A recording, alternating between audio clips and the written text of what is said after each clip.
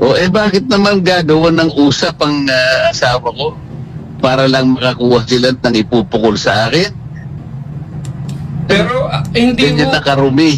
hindi ho ba dapat, Senator, manggaling din sa inyo ang delikadesa na, uy, yung asawa ko, ano nito kumbaga nagsiservisyo dito, mayroon siyang, kumbaga, transaksyon dito, hindi kaya marapat na ako dumistansya muna? Sino? Sino didistansya? Kayo po, dito sa ginagawang investigasyon sa Bakit? Senado. Meron ba akong kinalaman dun sa mga insurance companies? Delikadesa nga po, Senator, kasi misis nyo po yung nandun. Siyempre may kukunik-kunik na ho yan. Kung ganyan kayong mag-conclude, independent nga Kaya tinatanong ko nga sa inyo kanina kung naiintindihan ninyo Kaya nga po nagtatanong din kami, delikadesa din ho yung binabanggit namin dito. Hindi Wala na ho ba tayong ganun? dahil wala akong connection doon. Ang asawa ko, independent. Yun nga po, asawa nyo yun Nakikipagdebate ka pa sa akin Akala ko ba, magtatanong ka lang. Nagtatanong din po kami, pero ipo-point out ko rin po yung Kapag argumento sinasabi namin mo kasi dito. delikadesa, parang may connection ako Wala nga Naintindihan mo yun? Sige sir, salamat na lang po. Tanga. Oh! Inabot ko pa yung Sen. Tanga. Oh! Independent nga Kaya tinatanong ko nga sa inyo kanina kung naiintindihan ninyo Kaya nga po nagtatanong din kami, delikadesa din mo yung binabanggit namin dito. Hindi Wala na ho ba pinag-uusapan tayong ng ganun? delikadesa dahil wala akong connection doon. Ang asawa ko, independent. Yun nga po, asawa niyo yun Nakikipagdebate ka pa sa akin Akala ko ba, magtatanong ka lang.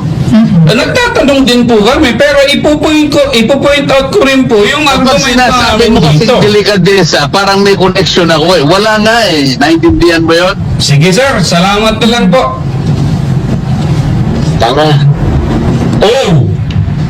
Inabot ko pa yun, Sen. Tinawag mo kami rito ng tanga. O diba, ano yan? Yan ba yung mambabatas na ibinoboto nyo? Sen, ano ho ba ang description nung binabanggit nyo kaninang independent director? Hindi rin nyo alam. Well, may mga idea ho kami, pero mas maganda ho sa inyo nang galing yan. Yung independent director, unang-una, wala kang pagmimay-ari sa isang kumpanya. Dapat ganun. Pangalawa, wala kang kinalaman sa management. Pangatlo, kailangan wala kang relasyon by consanguinity, second degree civil affinity sa mga shareholders. Opo. Kaya dapat independent ka. Ang tungkulin mo lang kung sakaling may kakayahan kang mag-advise sa good governance, ma-protection ng mga minority shareholders. Ito kasi ang hinihingi ng Insurance Code of the Philippines. Nagkataon na siguro gusto nilang ganun ang maging kalagayan ng asawa ko. Hinirang nila ng ganun. So pumayag naman. Anong masama doon? Ngayon, ang insurance company, lahat naman nagko-cover ng kahit anong mga kumpanya sa lahat ng mga industriya, lahat ng sektor ng ating ekonomiya. Pati sa transportation. Lahat. Bakit naman gagawa ng usap ang asawa ko para lang makakuha sila ng ipupukol sa akin? Pero Ganyan na karumi. hindi ho ba dapat, Senator, manggaling din sa inyo ang delikadesa na, uy, yung asawa ko, ano nito kumbaga nagsiservisyo dito, mayroon siyang, kumbaga, transaksyon dito, hindi kaya marapat na ako dumistansya muna? Sino? Sino didistansya? Kayo po, dito sa ginagawang investigasyon sa Bakit? Senado. Meron ba akong kinalaman dun sa mga insurance companies?